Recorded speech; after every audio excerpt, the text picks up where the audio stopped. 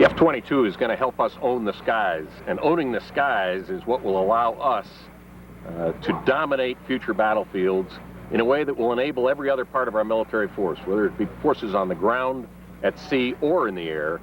Owning the sky makes... Well, it brings three important characteristics that no other airplane will be able to give us.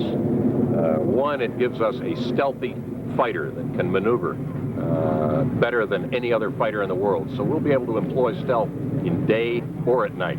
As you know, today our stealth capabilities are all pretty restricted to the nighttime envelope.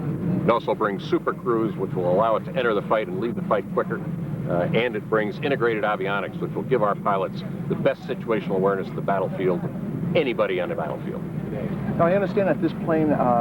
This airplane is the future of our country. It will allow us to own the skies over any future battlefield, and owning the skies over those battlefields is going to keep Americans alive. And that's what the mothers and fathers of America are going to want. Great. Comment on that for us. Yeah, the fourth generation stealth technology. Stealth is the art of making something low observable. People tend to think of it as a radar issue, but it's really much more than that. It's low noise, it's low to the visual spectrum, it's low to the infrared spectrum, but it's principally viewed as being low to radar. And this airplane has combined those technologies into that. The fourth generation implies that we haven't had to sacrifice aerodynamic performance to bring those capabilities into the airplane. That's really what the fourth generation is. Other airplanes that have had these kind of characteristics have compromised their aerodynamic capabilities to some extent in order to have the low observability features. This airplane is as maneuverable and agile, I would say more maneuverable and more agile than any fighter in existence today, and still has those low observability features. Well, let's talk. There's a little catchphrase called, "You won't see us coming, but you'll know we've been there."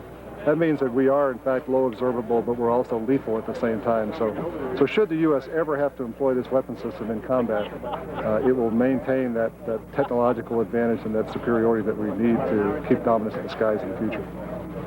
Okay. Let me say, first of all, this is an exciting day for all of us, not just for those of us here at Lockheed Martin, but also for our principal partners, Lockheed in Fort Worth, Boeing in Seattle, and Pratt & Whitney in West Palm Beach.